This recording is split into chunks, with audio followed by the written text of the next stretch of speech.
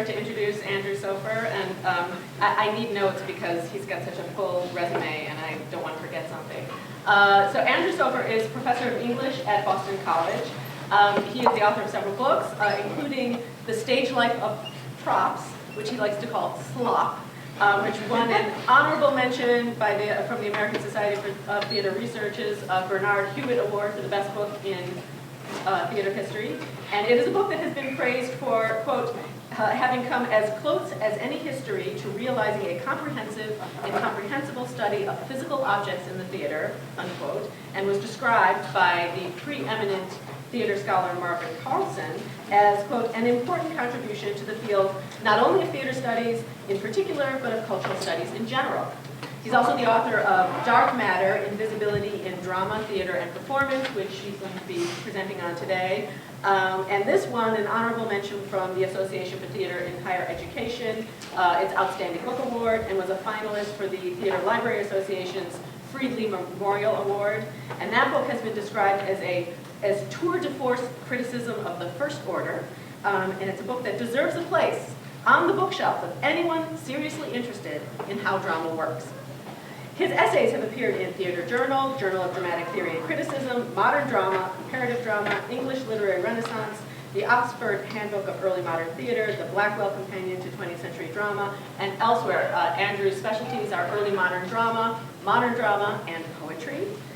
He is a poet, and his awards for poetry and criticism include ASTR's Oscar Brockett Prize for the Best Essay in Theater Studies, and he won that in 2009.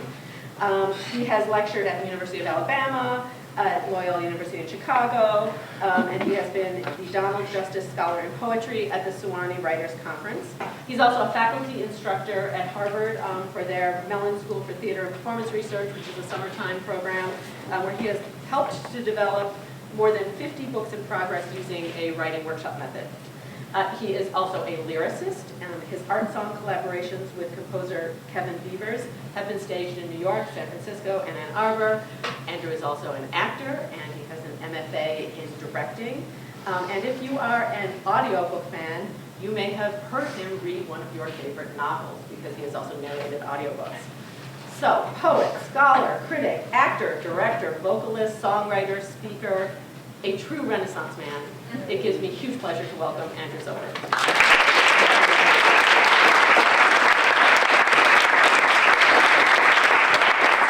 Thank you for that fabulous introduction. Can everybody hear me? Yeah. Yeah? Okay. I have a handout, so I think I'm just going to send it on each side. We won't get there for a while, so it should be okay. So I'm delighted to be here at CMU as part of the Center for the Arts and Society's speaker series, and thanks to the Center, and particularly to Wendy Aarons, Christina Stroud, introducing for bringing me here as part of the Performance Initiative. I'm really honored to be part of this wonderful speakers series.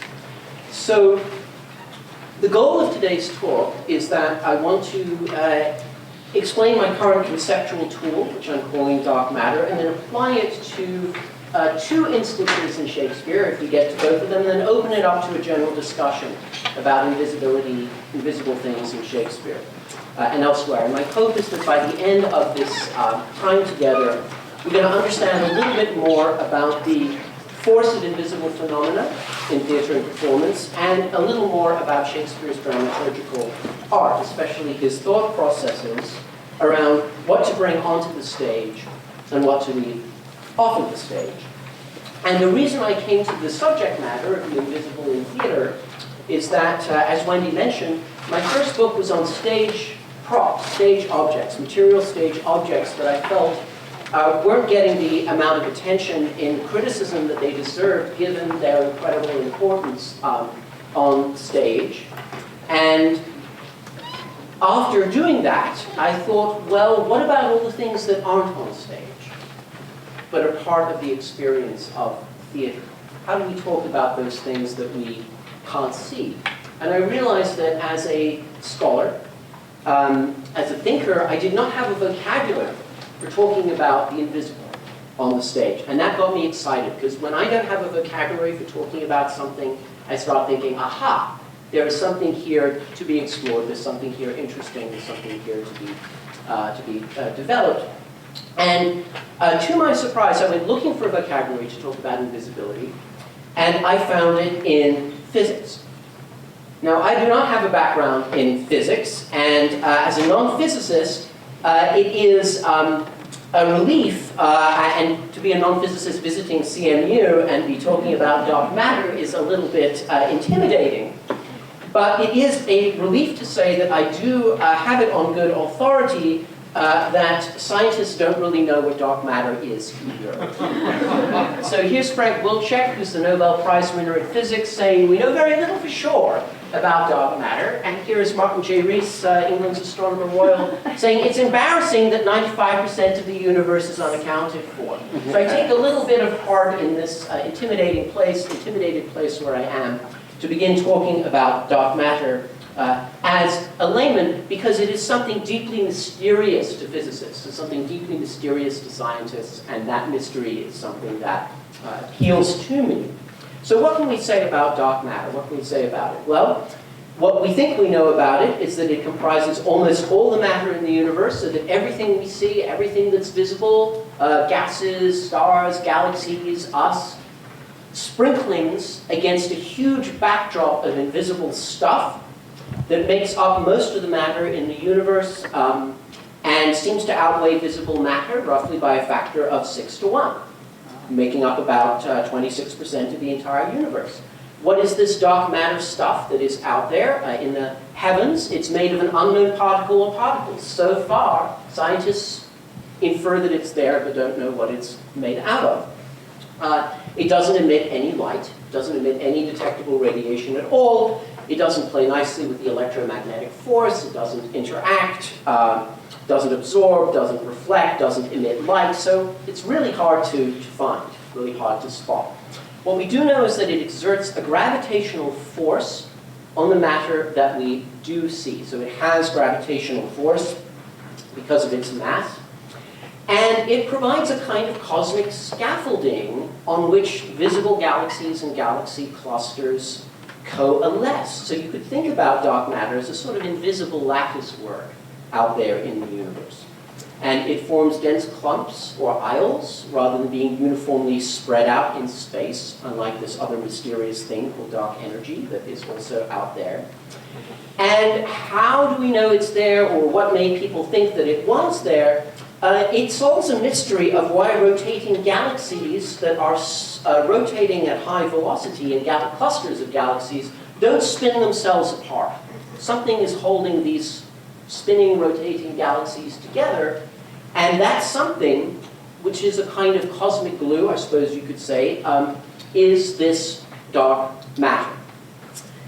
The other thing we could say about it is that it may have been very bad for your dinosaurs across the street in the museum, because according to the Harvard physicist Lisa Randall, who has a new book called Dark Matter and the Dinosaurs, she theorizes 66 million years ago our solar system passed through a disk of dark matter at the center of the Milky Way. Dark matter dislodged a comet from its orbit, sent that comet on a collision course with Earth, leading to the death of every living thing larger than an Alsatian dog. Fortunately, we seem to be in the clear for roughly another 30 million years. So I think we'll be okay. So here we have a little map. So obviously I cannot show you what cosmic dark matter looks like, but I can show you a map that was created based on measurements taken by the Hubble Space Telescope of how dark matter evolved over time. What I love about this diagram is that it resembles a stage. But this is today, here on the left. This is about 8 billion years ago, and this is the evolution of dark matter through time as it moves from this filamentary mass to these clumps under the weight of gravitational pull. And I love this image so much that I chose it for the cover of my book. And this early universe, I think it's maybe 6 billion years ago or so, to the more recent universe, we were able to sort of reconstruct this evolution, and the visible matter makes a tiny sort of proportion of the matter, the dark matter that is there. So to get some sense of what it might look like outside, you see this very pale circle of light blue. That is an apparent ring of dark matter that's been digitally superimposed on a photograph made by the Hubble Space Telescope. So we can see this giant ring of invisible mass surrounding the dense core of a giant cluster of galaxies.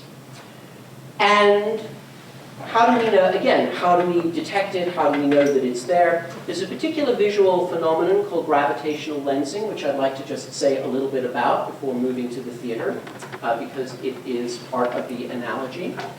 So gravitational lensing refers to the fact that these clusters of dark matter that are out there can act as a lens for magnifying things that are very, very distant.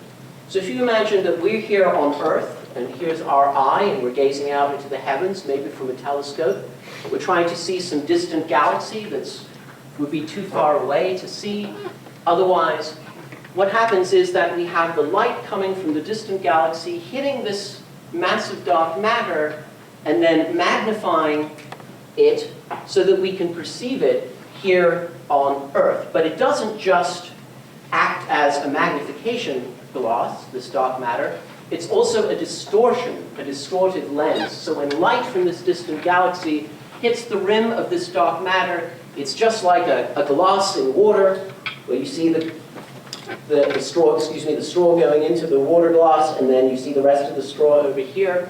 There is this distortion, this bending of light towards us, and a reflection back, so that while we're looking out through our telescope at this distant galaxy, we see three galaxies, three versions of the same galaxy, but they're not three galaxies. They're actually the real galaxy and then two reflected images from the end. So we have this dark matter creating all these mysterious things in the sky, bending, twisting, distorting, duplicating, magnifying all of the things that are on the other side. So we can say just a couple more things about this cosmic dark matter. It forms a gigantic cosmic halo around the visible galaxies. It bends the light around it through this gravitational pull. That's what we just looked at, the gravitational lensing. It allows us to see things much farther out in cosmic, or back into cosmic time, out into distant space. One writer very poetically calls dark matter Einstein's telescope, because Einstein predicted this gravitational lensing, although he didn't think that we would ever actually be able to detect it. We are able, because of the distortion of the light from the distant galaxies, to get a sense of the size and density of the dark matter that we can't see. It's almost as if you had a magnifying glass and you looked at a page of text, a page of print, and you know what happens when you look at a magnifying glass? Suddenly the text gets big, just in that little space, but the edges distort around the shape of the lens. So now imagine that you can't see the magnifying glass. That's gone away, but you can see the piece of text with that magnifying glass effect behind it. You would be able to figure out what the measurements and strength of the magnifying glass were if you were able to measure the amount of distortion and the amount of magnification. That's how scientists find dark matter, or that's how they map it, rather. That's how they look at it. So that is one of the major ways that we can find it, look at it, think about it, map it. But we have to correct for dark matter, correct for the magnifications and the distortions as we look at it.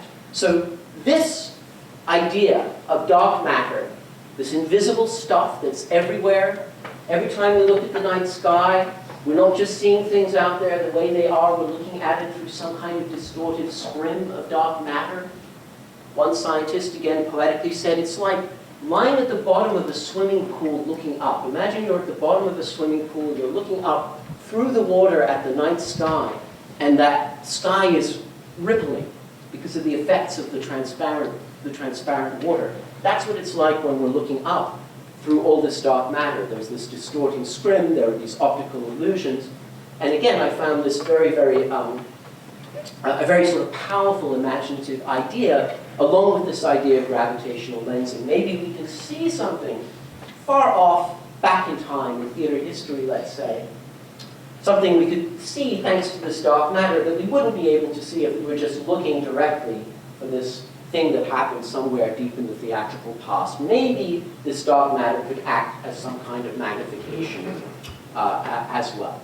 So this brings me to the theater. What does all this have to do with theater? You might be asking yourself. Well, this is how the analogy works. So in my understanding, what is theatrical dark matter? Theatrical dark matter is everything that happens in performance, everything we experience in performance that we don't actually see with our eyes, that isn't there. So whatever is materially unrepresented on stage, but unignorable in performance. It's not absent, it's present, but it's just not present to the naked eye. So the idea here is that this dark matter escapes visual detection, but its effects are felt everywhere in performance. And invisible phenomena are the dark matter of theater. That's the proposal that I want to make. And invisible presences in the theater, as we know when we go to see a play, matter as much as visible material, actors, and objects in virtually any performance, and perhaps more so, or can be more so. So here I am taking issue with some other thinkers who have thought about offstage space, absent characters, and really thought about them just in terms of signs indicated by signs. You point to something off stage, and then that's what offstage space is. But I'm really arguing that we take the invisible seriously as really part of the experience of theater, part of the experience of theater going, part of the experience of dramaturgy, part of the experience of playwriting. So just as most of the universe's mass is constituted by something transparent, something you look right through, we could say that a lot of theater depends on felt absence, or felt absences. Something has been excised from representation, but it's leaving a trace, and that trace is having some kind of gravitational effect. So we can only infer this dark matter by its gravitational effects. It's registering in our imagination. Perhaps it's even holding visible matter in place in some way. Maybe there's something that we don't see that's holding what we do see in place. And my way of trying to get at this dark matter, which is very, very hard to detect, is by a method that I call spectral reading, where instead of trying to see it directly, I'm looking for the gravitational effects on the world of the play to try and see how it manifests itself. So maybe we should move on to some examples. And I thought that a good example, here's some examples. You could think of others, I'm sure. Absent characters, characters who are mentioned in the text but don't appear. We could think about Godot, for example, in Beckett's Waiting for Godot. We could think about the gods in King Lear that the characters are appealing to, but who don't appear. The gods do appear in some Shakespeare plays, they don't appear in King Lear. So are they there, are they not there? Offstage spaces. Those of you who know Chekhov's Three Sisters know that the three sisters are always trying to go to Moscow. We must go to Moscow. Never get to Moscow. So Moscow, again, exerts this kind of gravitational effect, I think, on what we see. Offstage actions, things that might happen just off stage. A gunshot, a falling cherry tree, all kinds of things that take place off stage. The narrated past, often past in the theater is narrated. Someone will tell a story about something that happened once upon a time, and that past isn't brought on stage except in the imagination. Hallucination, which we're going to talk about in a moment. The obscene, which is usually off stage. It's usually something that we don't see directly, and one derivation of obscene is obscena, off stage. So the obscene is literally what is kept off stage, that which we don't see. Now the audience is really an interesting limit case. Is the audience at a play?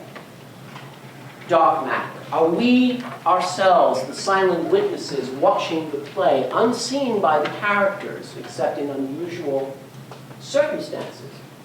Are we, the audience, the dark matter, the unseen mass that holds the world of the play in place? So I'm going to leave that as a question for now. It might be something I have my own ideas about it, but it might be something that we come back to in the question and answer period.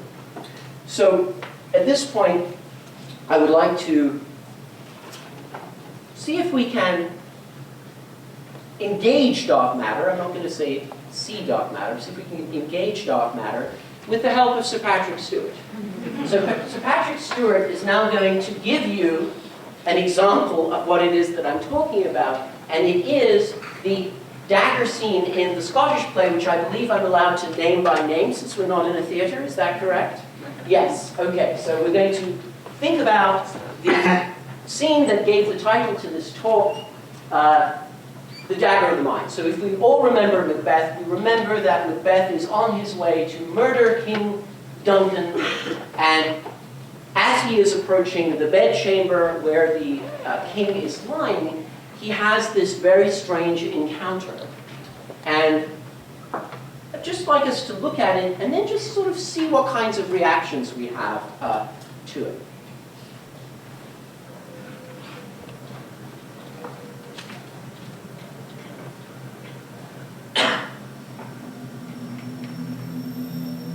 Is this a dagger which I see before me? The handle toward my hand. Come. Let me clutch thee.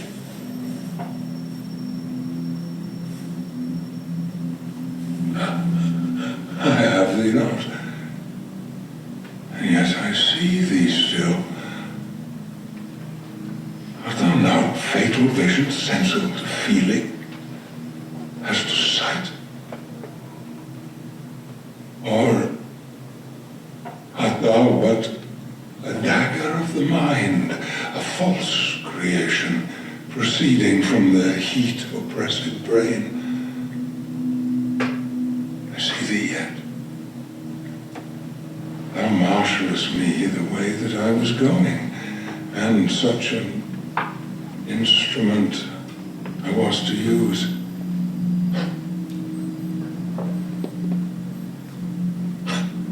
Mine eyes are made the fools of the other senses, or worth all the rest. I see thee still, and on thy blade and dudgeon gouts of blood that was not so before.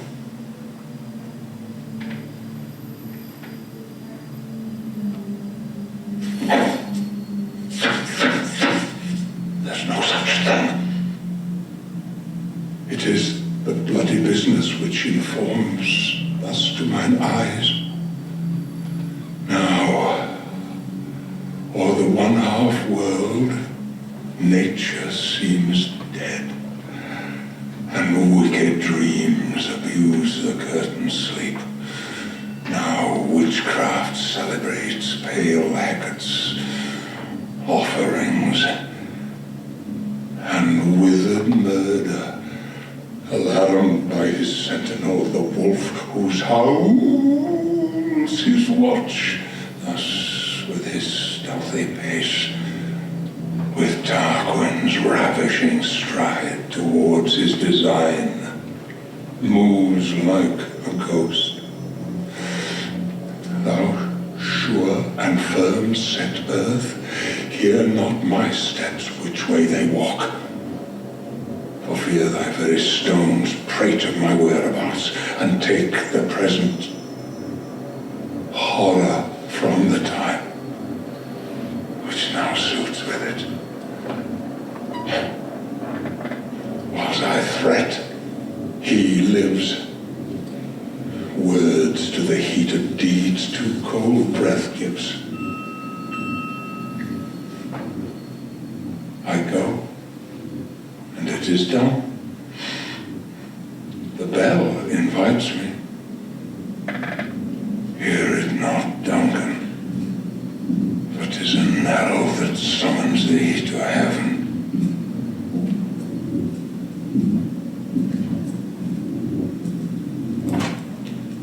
Or to hell.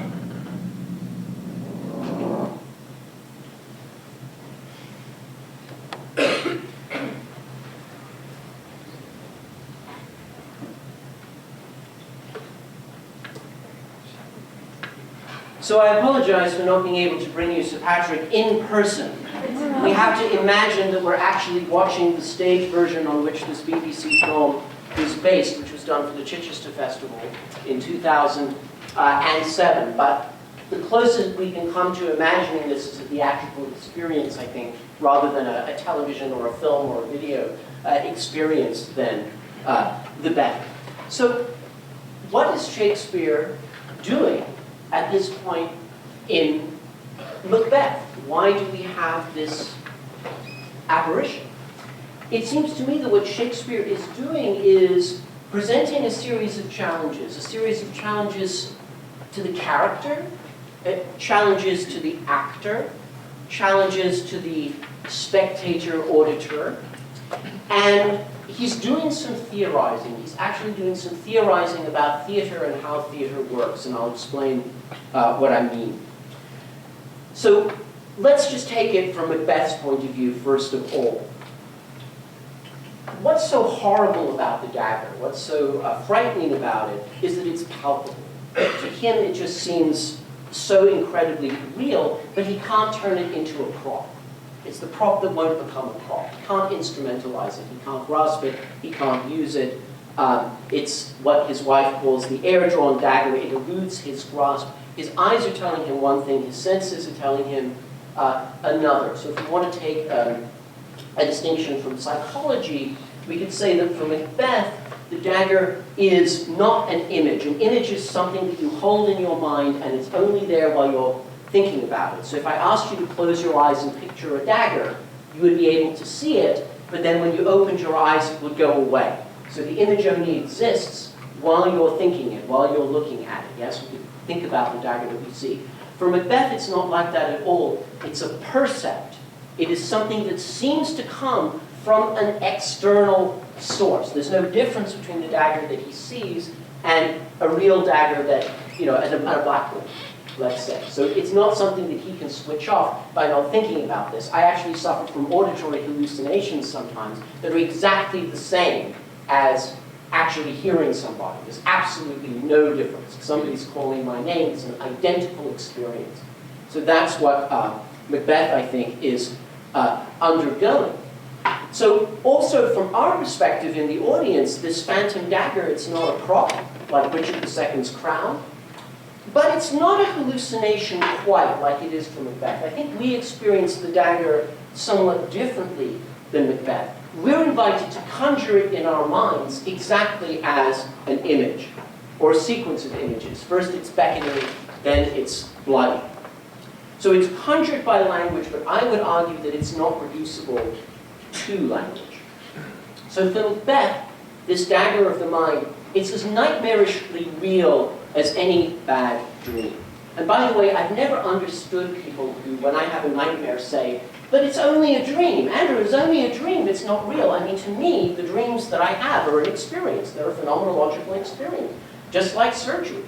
Just because they're over and they didn't happen to somebody else doesn't mean that they didn't happen, yes? So you could think about dreams as being real experiences.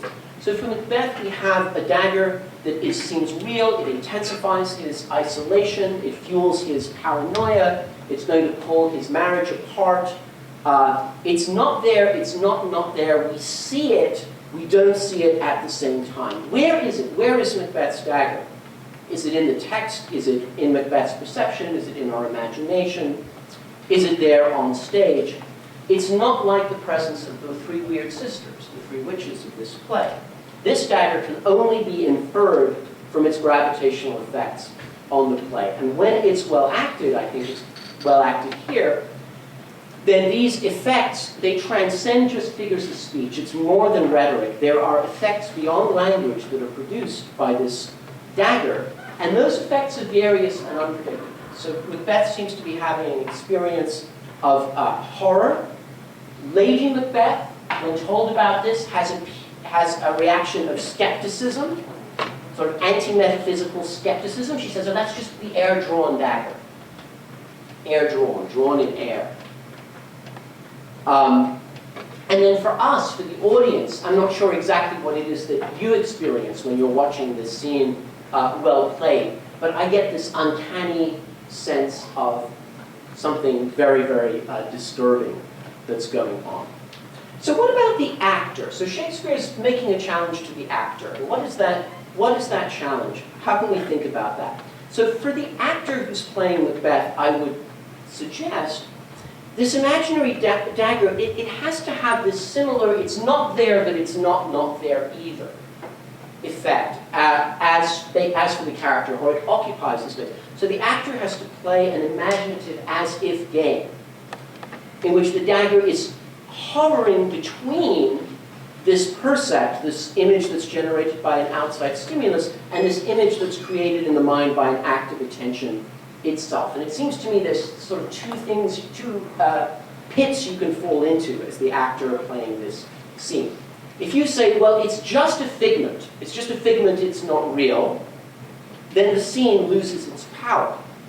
But if you as the actor say, well, the dagger is real and I'm just going to make it real, then you're in a mime.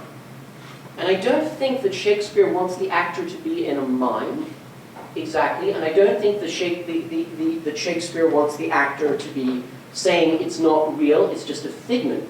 So it's a kind of knife edge for the actor, if you'll forgive me. And I think about Sir Ralph Richardson, the great English actor, who was asked why his Macbeth didn't work. He had a famous production of Macbeth in which he was playing Macbeth, and it was a disastrous production. And he said, I found when I came to play Macbeth, is this a dagger which I see before me? I just damn well didn't see the dagger, and neither did anyone else. So I think that's a very acute piece of theater criticism, of theater theorizing. I didn't see the dagger, and nor did anybody else. The successful actor has to kind of build a verbal carapace around this invisible dagger that allows us to see it as charged negative space. So what is this dagger? It's the epicenter of the scene. It's a kind of black hole. And then he says, this is as real as my dagger. So in the middle of the scene, he's supposed to draw his real dagger and compare it to the fictive dagger. So we have Shakespeare juxtaposing theater's visible and dark matter. They sort of meet. The real dagger and then the phantom dagger meet. But of course, at the corporeal level, there's nothing there. There's the actor, there's the words, there's the props. The whole thing is a kind of game. The whole thing is a kind of, I suppose you could say, joke being played on the audience. So I think in this very kind of uncanny poetics of felt absence, we have Shakespeare, he's enacting dark matter, he is theorizing dark matter, and he's deconstructing dark matter at the same time. It's there, it's not there. I'm giving you something, I'm taking it away. So, poetically speaking, I also think that we can use this dagger of the mind, and to extend my analogy here, what happens if we see the dagger itself as a lens? What can it show us? What can it tell us? What does it bring into focus that we might otherwise miss, perhaps even if the dagger was visible itself? I think it tells us something about the Jacobean audience that Shakespeare was writing for. That's my intuition. Because I think when we go and see Macbeth, and we see a scene like this, our temptation is to psychologize. We ask ourselves, what does this dagger tell us about Macbeth's psyche at this moment in the play? Is he suffering from guilt? Is he suffering from remorse? Is he suffering from anticipation? Is it phallic? Is it Freudian? Is it fetishized? Is it, we want to psychologize it. It's not clear to me at all that that's the way a Jacobean audience would have reacted to this dagger. I think to them, the presumption may not have been that this is a hallucination in the mind of the character. I think the presumption would have been that this is a demonic apparition. just like the apparitions that appear later in the play when the three weird sisters are producing apparitions designed to lull Macbeth into a false sense of security. You'll remember them, yes? The armed head, the bloody child, the child crowned with a tree in his hand, the show of 8 kings, Banquo with a mirror in his hand. That for the audience, these demonic forces were very real. They were interpenetrating all the time with the actual world. They were tempting us. Those films where we have a little angel on one shoulder and a little devil on the other, that would have been extremely real, not metaphorical, for many people in the audience. And Shakespeare wrote this play, as you might know, shortly after King James VI of Scotland had taken the English throne as James I of England. And James considered himself an expert on witches. James believed in witches, but he said, you know, most people are fakes, and I can tell. And he thought he was an absolute expert at being able to tell the difference between a fake witch and a real witch. And he had written this book on demonology that was extremely learned on how you can detect the real supernatural. And James himself had thought that his enemies had raised demonic forces to try and drown him when he was on a shipping voyage. And Shakespeare is working for him. Shakespeare is officially a member of the King's Men by 1604. He's wearing the King's livery. Shakespeare would have marched in James I's coronation procession. And James is writing this play about a Scottish king who endures an assassination attempt, knowing that King James is going to be watching this play. Now, obviously, Shakespeare didn't write the play exclusively for King James. He knew that this play would have been performed commercially, but he also knew that the king would be watching it and would take a particular interest in the Scottish setting and in the supernatural elements of the play. So, I think that a supposition might well be that it's the three weird sisters who are somehow producing this dagger to mock Macbeth, to torment Macbeth, just as they produced those apparitions later on in Act 4. So that's my supposition. So I also want to ask, what happens if you make the dagger real? What happens if you literalize the dagger? What if you put the dagger right into the scene?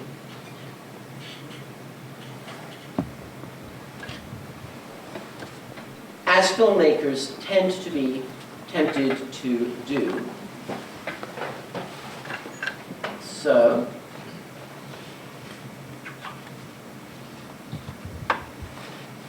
I'm going to try and get this extract from, this may not be the whole thing, I'm going to try and get this extract from the Roman Polanski movie version of Macbeth. Who remembers that from back in the 1970s, right, with John Finch? So here is Roman Polanski's Macbeth with John Finch, the same scene that we just saw.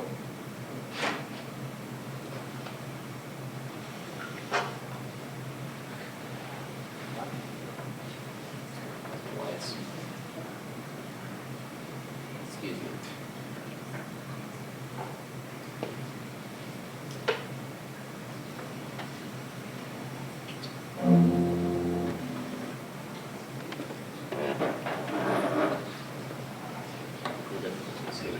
This should be.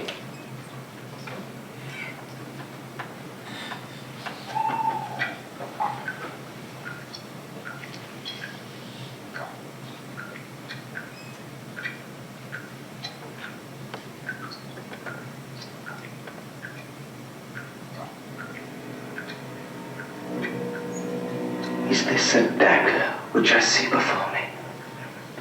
The handle toward my hand.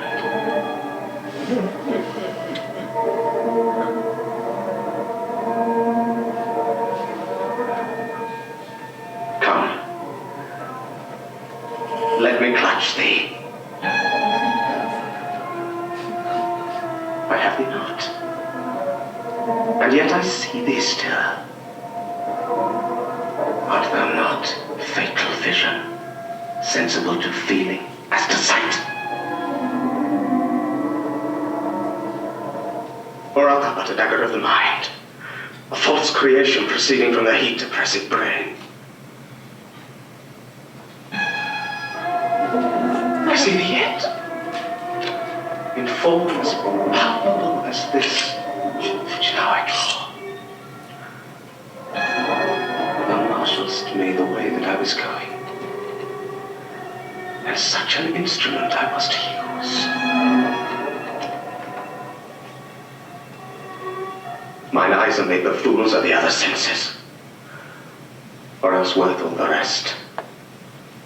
I see thee still, and on thy blade and dudgeon doubts of blood, which was not so before. There's no such thing. It is the bloody business which informs thus to mine eyes. Now, o'er the one half world, nature seems dead.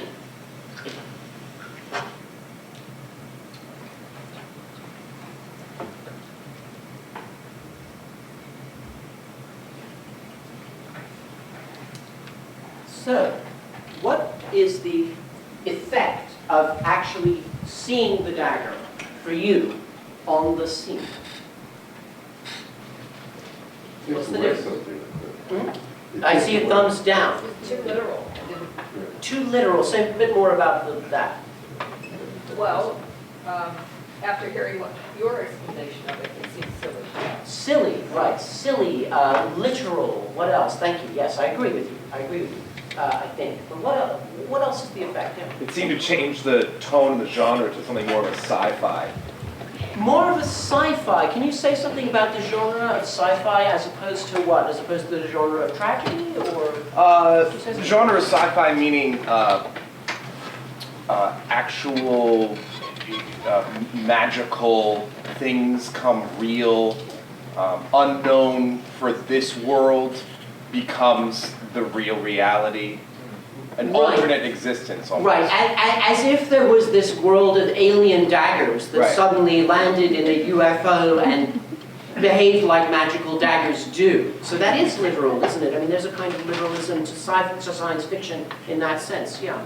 It takes me out of the play and does for me what my mind would do for itself. It's different than I would. Yeah, so it murders the imagination, doesn't it? It murders the imagination. Yeah, I saw another. That's what I was going to say. It doesn't let me use any of my stuff. It doesn't let you use any of your stuff. So it's actually broken that theatrical contract that demands that the spectator is necessary to complete the event. Because the wonderful thing about theater is that it's incomplete without you. If you're not there, it's no act of theater. If the actors come out and perform to an empty stage, it's not really a performance. It's a rehearsal, or it's a run through, or it's something else. Whereas when a film runs in an empty theater, it's the film running. The film doesn't need you. The film is canned. The film is complete in a certain sense, perhaps not. I'm not sure. But there is something in the theatrical contract that seems to demand the audience use its imagination, and Shakespeare says that in the chorus of Henry V. He says, "Think when you see us, 3 people on stage sword fighting, think you see an army. Think that you see proud steeds with their hoofs in the footprint, because if you don't, this play isn't going to work for you." I actually like to think of Shakespeare himself playing the chorus of Henry V and coming out on stage and saying, which he might well have done, and saying to the audience, saying to the audience, "Look, we need you, we the actors, we need you to fill out. We're up here doing something essentially silly." It's very brave of Shakespeare to say, "We're up here doing something essentially silly.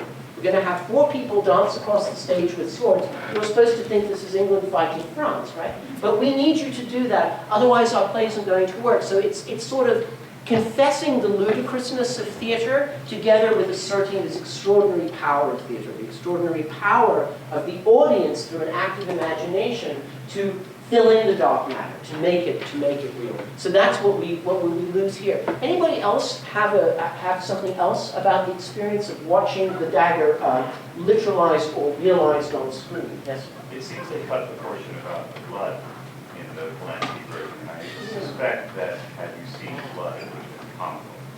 Right. Maybe they tried it and they took it away. I don't know. But what would it, but that's such an interesting question. So there is so much blood in this play. Blood is the central image. We see blood, we see bloody, Shakespeare is not afraid of blood. If there's one thing Shakespeare is not afraid to show us on stage, it's blood. Blood galore.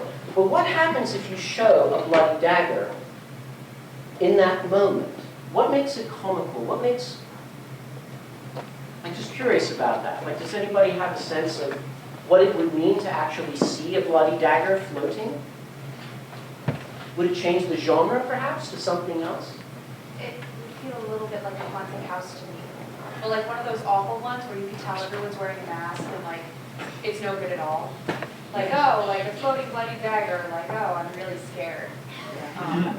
Yeah, haunted house. So does a bloody dagger turn the tragedy into a bad haunted house? It's really a good question, yeah.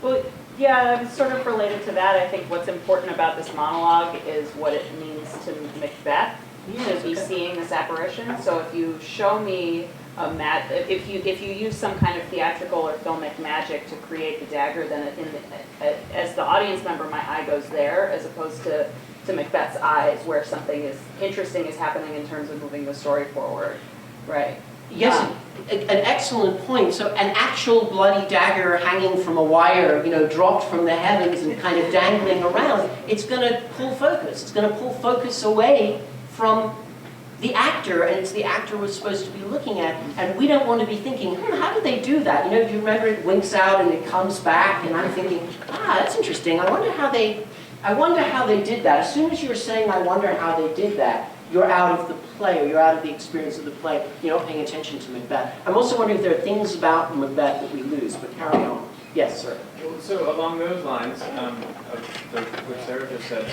one of the central things for me with Macbeth is the question that persists of whether he's actually crazy or he's not. And I think it narrows that question and it takes away from the character if you're watching this dagger. How does watching the dagger resolve the question? Because couldn't we just be seeing the literalization of his hallucination? Or not? Do you think, does it resolve the question? It could go either way. I just think it narrows the question. I don't think that it stays a question for as long. I think that in that moment of seeing the dagger, we all decide one way or another. I see. So it takes away that element of uncertainty. It takes away the crux to actually literalize the dagger. And what we want to do is not know whether Macbeth is has lost touch with reality, has had some kind of psychotic break or not, right? That's important for you to keep that as a live question.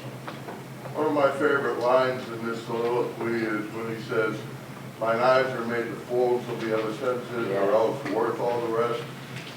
And that, to me, elevates the dagger into something that's super real. And to actually see it physically certainly detracts from that. Can you define super real? What do you mean by super real? It exists in a realm that's beyond what we can perceive, but is all the more so because of it. Yes. Like dark matter, perhaps. Like dark matter itself is super real. It has to be there because otherwise the world would fly apart. The universe would fling itself apart, but it doesn't. So it's this strange cosmic super real glue. Yeah, so with the dagger. It's tying it all together. It's pulling it all together.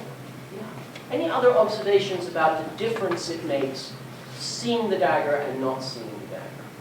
Other thoughts? Yeah. Yes, I've seen it done where one of the witches came out and held the dagger, and you couldn't see the witch, but you could see the dagger, and that was a way that I thought was interesting because it created another theatrical device, which I don't know, made it kind of work.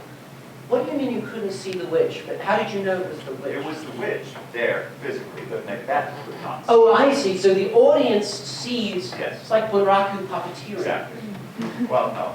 Or not exactly. Because I just want to understand it because it's a really interesting solution or choice. So that the witch actor comes out holding the dagger and moving the dagger, and Macbeth sees the dagger but not the witch. Yes, and keep in mind, this was one of the worst productions of Macbeth. That is saying something, really saying something, right? Right, so then the witch becomes dark matter for Macbeth, but not for us. Because if we see her, or it, it's not dark matter. The ghost of old Hamlet is not dark matter. The ghost of old Hamlet is just another character who happens to be a ghost. Because we see him. Now Gertrude does not see the ghost of old Hamlet in the closet scene. So old Hamlet is dark matter for her, except that she doesn't know, she doesn't even know that it's there. She thinks that, again, Hamlet's having a Macbeth experience in that moment. I have another idea about why Shakespeare doesn't show us the dagger, but I just want to see if you get it. I just want to say, I really dislike the idea that the witches are responsible for what happens to Macbeth, because that takes the whole human tragedy out of the story. Yeah. Just makes him a pawn of something that he's helpless against. Yes, he becomes a victim. He becomes victimized by these forces beyond their control. And in fact, it seems to me important for many of these tragic figures from this particular era in dramatic history that we not be sure that there are both ways of reading it. If you think about Dr. Faustus, the quintessential hero, is he the plaything of a Calvinist God who's already kind of condemned him to death before he's even been born, in which case he's just a pawn? Or is he, can he not repent because it's not given to him to repent? Or could he repent up until the 11th hour and it's really up to him and he's really choosing damnation all the way through? There's no way to tell. You can't tell from the material that the playwright has given to us. So I totally understand that, seeing Macbeth as a victim of the witches could be a very dull way of looking at it. But on the other hand, if one thinks about it, it's a kind of theological question. Because the first thing the witches do when they come out on stage is sort of say, it's all already been done. The story of the pilot's wife and the pilot and the drowning, and here's the thumb of the sailor. The witches are in a way are sort of outside time. The story's over for them. It's just how it's going to play out. I mean, it's true for all of us, right? On the one hand, we're all writing our own story. And on the other hand, it's already been written. The equations work either way. The equations work with or without free will. So I think we want to be on that ninth edge. So I have an idea, and I'd like us to move into a more, we can leave Macbeth, move into a general comment. But I think there's another reason why Shakespeare chooses not to show the dagger. And that is because of the effect that he wants to have on the audience. I think it has to do with the difference between horror and terror. That Macbeth is having a horrifying experience, but the audience is supposed to have a terrifying experience. And what I mean by that distinction is horror is when you see the terrible thing. You see the monster at the end of Alien. Has anyone seen the movie Alien? Right? This is a wonderful terror experience until the very end when you see the alien, and the alien is a guy in a suit, in a rubber suit. They always are a guy in a rubber suit, and at the end of the movie, they always show you the whole alien. And it's always a mistake, because you're just seeing the guy in the rubber suit, and the alien isn't scary. When you only see the alien in bits and pieces, or the alien is, you hear the scream, you see the knife, you hear the scream, but you don't see the murder, that's terror. Horror is what you see that is horrific.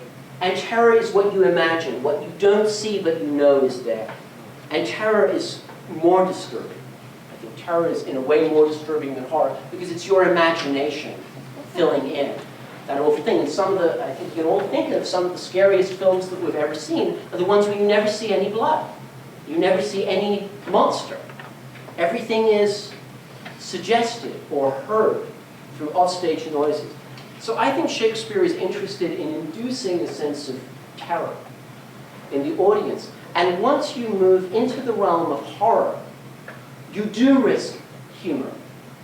And Shakespeare plays that game often in his plays, where he will bring something absolutely horrific on stage. He'll bring on the figure of, let's say, a mutilated character like Lavinia in Titus Andronicus, which is a tragedy, but it's a tragedy with a lot of dark humor in it.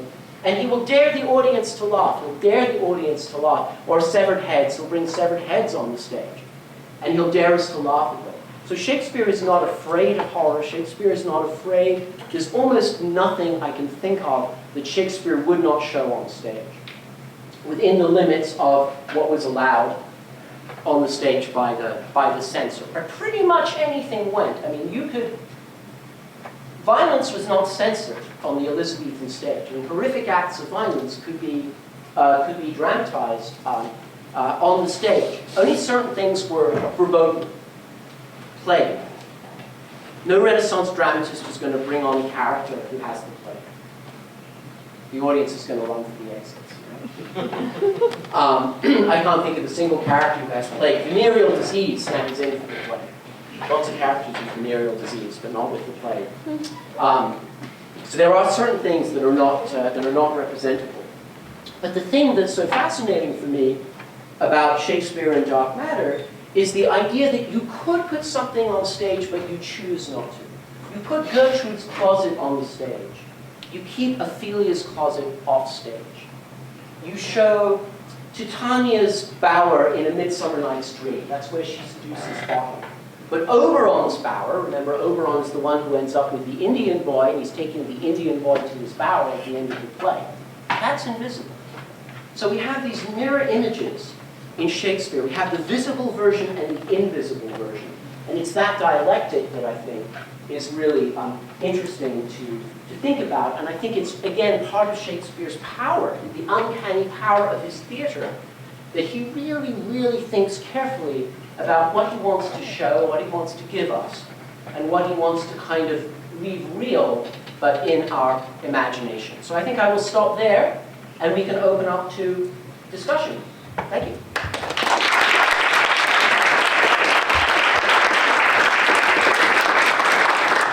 Yes? I wanted to bring up sort of the negative image of what you're talking about. Something that I thought of after you stopped that last clip. Sure. The next one that came up on YouTube was Repulsion. Yeah.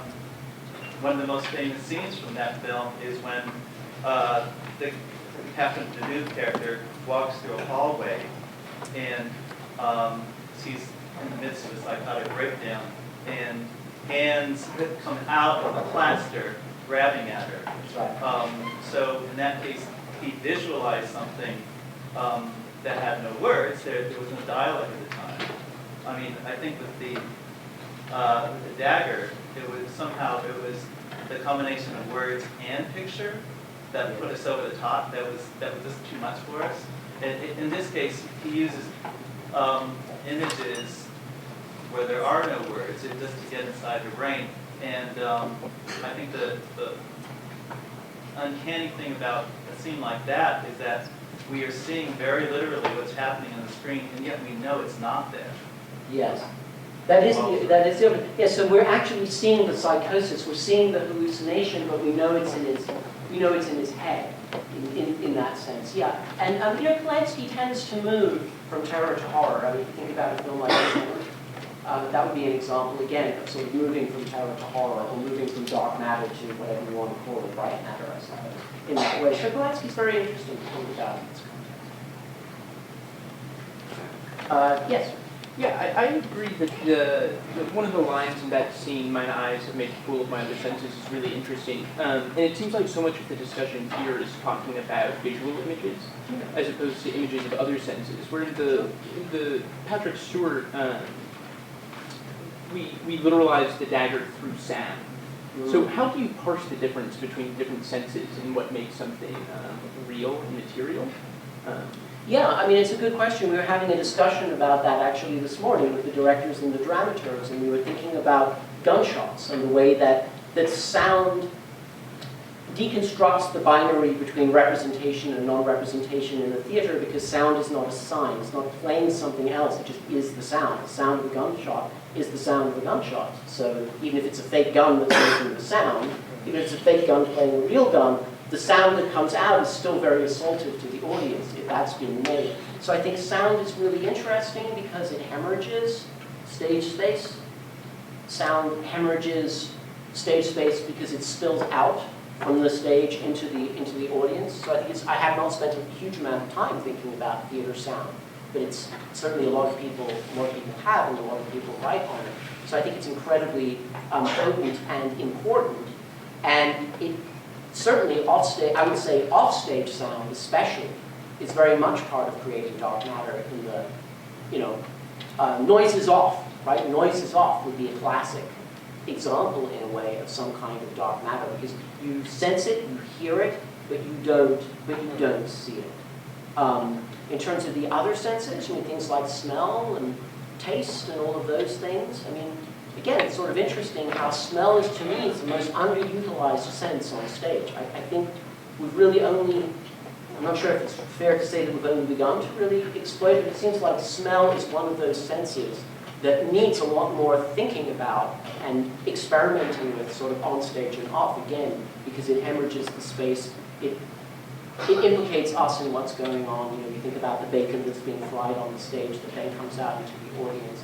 Again, I think it's really fascinating. Just for my purposes, the way that I'm defining dark matter, I'm interested in sight, because theater is the place of seeing. That's what the word means, theatrical. Theater is where you go to see a play. But not in Shakespeare's time. People talked about going to hear a play. Have you heard the latest Shakespeare play? Have you gone to hear Macbeth? So that tells me something about the way that, or the importance of orality in the world of Shakespeare's drama. It's really, really important. And again, if you think about the Shakespearean playhouses, a lot of the audience is behind the actor. The galleries extend out behind the stage. So if I'm here playing Macbeth, actually the most expensive seats are up there, so they're paying all this money to look at my back. So how are they getting their money's worth? It's an oral experience as well as a visual experience. So I think this is a very, very rich area for investigation. But it may not be something that we can do justice to in a short time. But I welcome any more thoughts about it. Yes? So where is the intersection between dark matter and imagination? Yes. Where is it? Yes. So my idea, it's a great question. So I think when we're watching a play, our imagination can run riot. We can sort of imagine anything.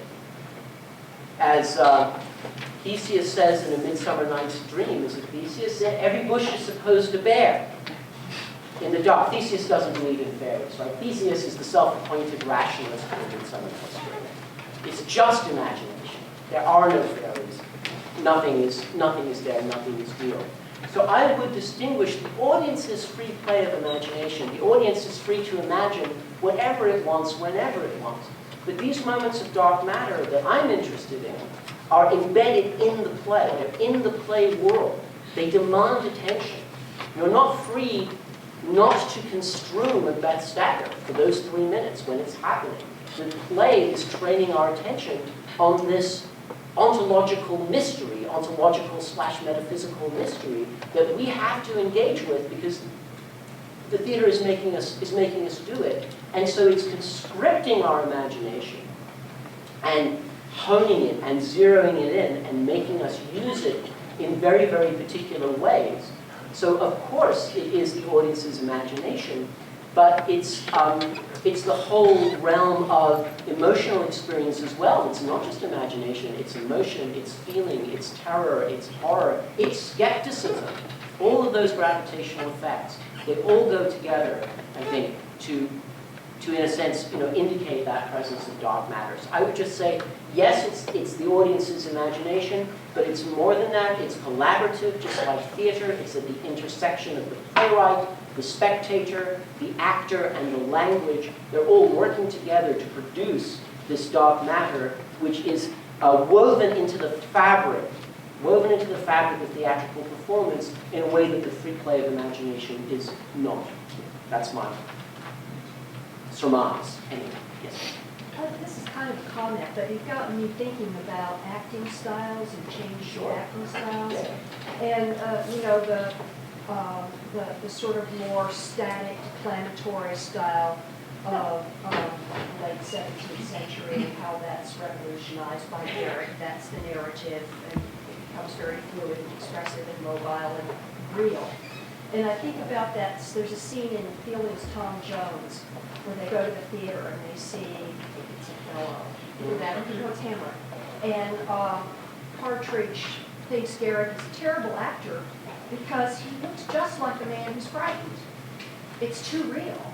Yes. And I'm thinking that it gives me a new take on sort of more declamatory, static acting styles, that it really is creating, in a sense, dark matter for the audience to kind of supply what the body is not giving. Yes, that's right. So the actor is having to conjure something else that is beyond the body. Is it also beyond language? No, I don't think it is beyond language, because I think language has a lot to do with creating, like the dagger, that dark matter. Yeah, absolutely. So declamatory acting styles may produce different kinds of dark matter. Different acting styles may produce different matters.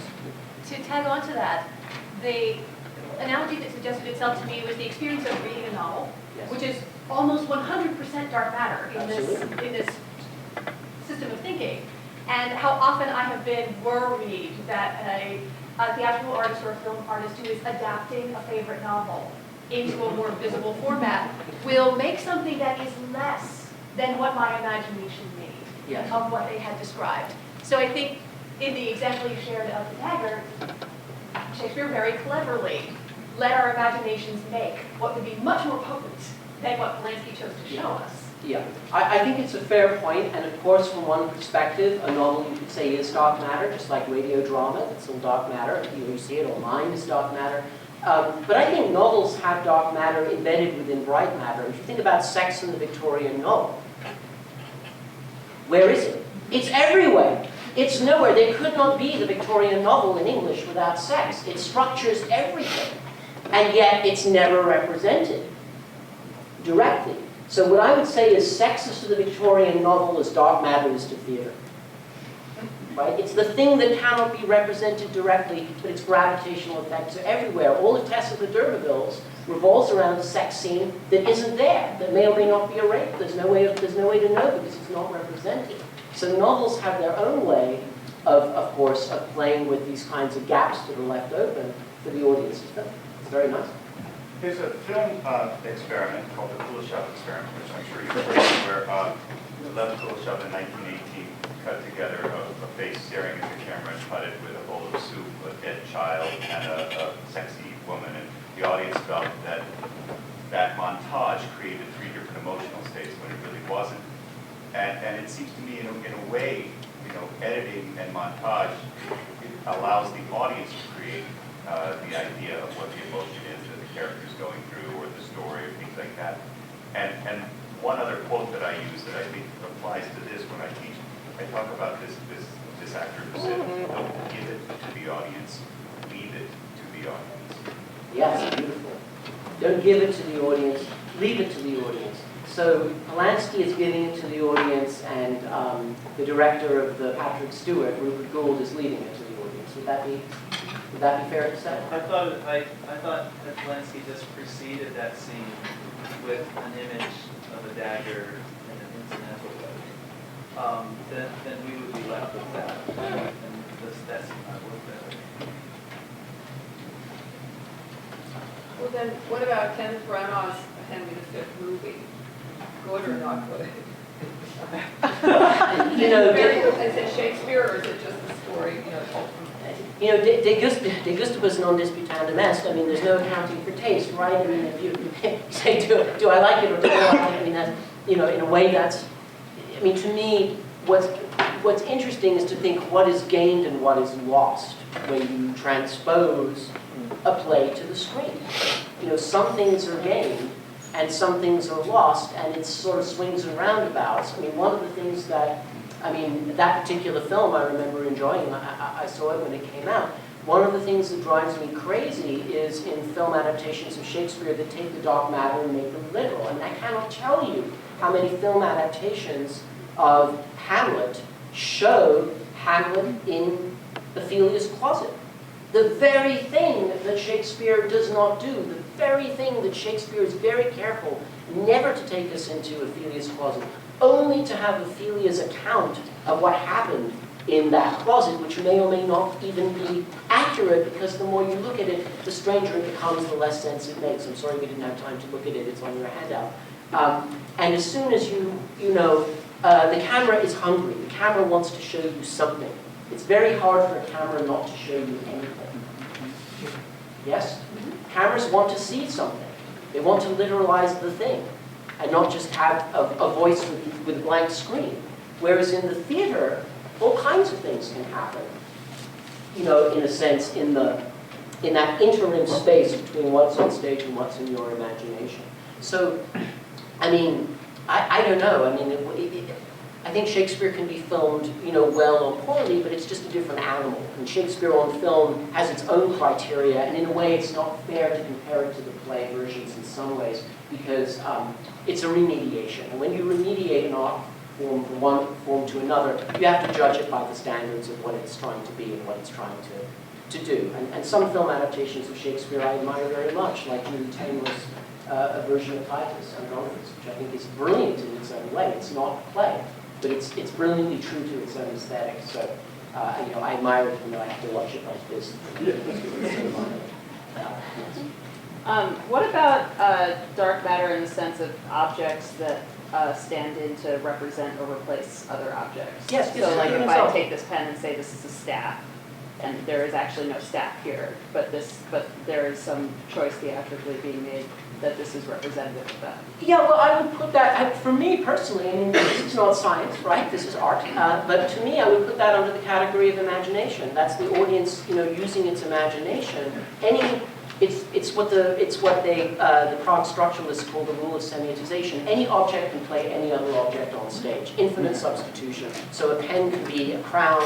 It can be, it can be a pen. It can be anything. The fungibility of objects and the representation. That to me just seems fundamentally true to the way that theater works. It's universal. So I would not put it under the category of dark matter because it's so universally accepted that one thing stands for another thing, and it stands for a flow. So to me, I would put that outside dark matter. I think the audience itself is a more complicated, difficult question. So related to that, so things that we usually count for as poetic devices like allegory or foreshadowing show up a lot in Shakespeare, so would you not put that under the category of dark matter? So an example might be when the Queen in Richard II says that she's pregnant with an unborn sorrow, and she doesn't know yet what it's going to be, but she feels it.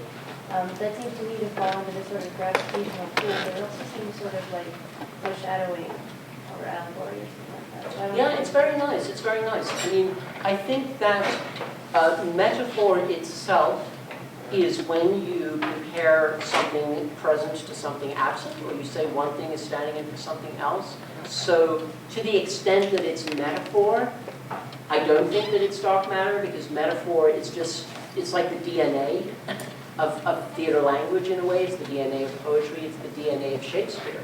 Now, if you are playing Miranda in The Tempest and you decide that Miranda is pregnant, and when she says, and all the more it seeks to hide itself, the bigger bulk it shows when you're talking to when you're talking to Ferdinand, perhaps that's dark matter because you think you might be with child. One might be with child as the actor playing that, and maybe your character knows something or thinks she knows something that nobody else, including Prospero, knows. So I think it's a very delicate question, and it's one that probably could only be handled on a case-by-case basis, and I'm not sure that I could generalize about it. But when figures of speech leap into dark matter is a very interesting question to me. But again, you're on the right track, because we're looking for those gravitational effects where we're supposed to know something. We're supposed to know something like there's a pregnancy or an unborn child. We're supposed to know that it's there, even though it's not seen, even though it's not. So I want to hear your thoughts about the audience's potential dark matter. The audience's potential dark matter. Well, I think that from one perspective, one could say, well, look, no audience, no play. I was in a theater class once, a lighting design class, and the lighting designer began the class. First thing he said, what's the first thing you need to make theater? I was the actor. He said, what's the second thing you need to make theater? And I raised my hand and I said, the audience. and his mouth fell open because he was expecting me to say life. And he said, for 20 years I've been teaching this class, and someone has always said life. And you know what? You're right. I'm going to change. So the audience, no theater. No audience film, but perhaps, but no audience, no theater. So is this audience, this unseen entity that is there as part of the fabric of the play, but the characters don't know it's there unless I'm in soliloquy and I suddenly start talking to you? I don't think so. Why don't I think so? Because there are particular moments in performance when the audience is conscripted, in a way. There are moments when, let's say in Endgame by Samuel Beckett, the character closes a telescope. He turns it on the audience. I see a multitude in transports of joy, he says. And those moments when we're sort of suddenly unseen, but we're conscripted, or in a side, or in soliloquy, those moments when we suddenly feel like we're there, but we're invisible. I think that if we see the audience as dark matter all the time, we lose what's special and uncanny about those particular moments when we're actually being drawn and woven into the fabric of the play in particular ways. Because if we're always part of the play, I'm not sure what we do with those meta-theatrical moments when we're suddenly implied. You had a thought about that? Well, yeah, that's actually where I thought you were going with the Patrick Stewart's Macbeth, where the Gould camera is at the position of the dagger, the imaginary dagger, and it seems like it's hailing us in that kind of way. And there's a tracking shot moving towards Stewart as he's giving his speech. So I thought that was actually going to be your argument for the audience's dark matter at that moment. Because the camera is... Because we are at the position of the dagger, where we would be imagining it. So we are filling in, and then we are participating kind of directly there. Yeah, I'm agnostic about it. I think that there is a way in which we can certainly see the audience, as dark matter, always and forever and for all the time. But again, it seems to me slightly less interesting. I mean, in terms of allowing us to really think about those moments. When does the play want to conscript us or weave us in or imply us? I mean, think about Shakespeare doing this all the time, reaching out to the audience. Romans, please be Romans for the duration of this performance. We need you to finish this play. That's an incredible moment. Back to the idea or the difference between terror and horror for a moment. Whenever you see Macbeth on stage, the murder of Duncan always happens off stage. And what we're left with is the aftermath of it, where Macbeth is totally freaked out and terrifies us, and his wife's reaction is terrifyingly icy cold to it. Meanwhile, he is envisioning oceans of blood to follow and so on. It's a terrifying moment on stage. What Polanski did was he foreshowed the murder with extreme brutality and blood all over the place and daggers as long as his arm. And of course, it's become widely known that this was the first movie he shot after his wife and their friends were murdered by the Manson family, which he missed because he missed the plane back home. And so, to me, that was a very deliberate, cathartic choice on his part to make that horrifying as he possibly could, to maybe try to expel those demons in himself. That's interesting. Shakespeare, I don't think, shares that autobiographical bent, or if he does, I haven't caught it. I mean, there's certainly passages in Shakespeare that one could read autobiographically, his portraits of schoolboys and Latin teachers of his kind of crop up, I think, now and then. He's not above doing that kind of thing. But I think Shakespeare is not interested in divulging himself, or it's not autobiographical in a way that he doesn't seem to invite that kind of let's read, Macbeth is Polanski's autobiography about, what happened between him and Sharon Tate. I think one of the wonderful things about Shakespeare is that he's so incredibly elusive. And my students ask me all the time, well, what did Shakespeare think about this? And how did Shakespeare judge Titus Andronicus? I say, I've been reading these plays for 30 years. I have no idea what Shakespeare thought. I can talk about what I think the play thinks, but I have no idea what Shakespeare thinks, because he's not in the play. He doesn't speak in his own voice. So I think, we have to be a little bit careful about making those kinds of autobiographical moves when it comes to Shakespeare, but again, perhaps that's just my aesthetic. Well, at this point, I'd like to really thank you for being here and sharing this exploration with me.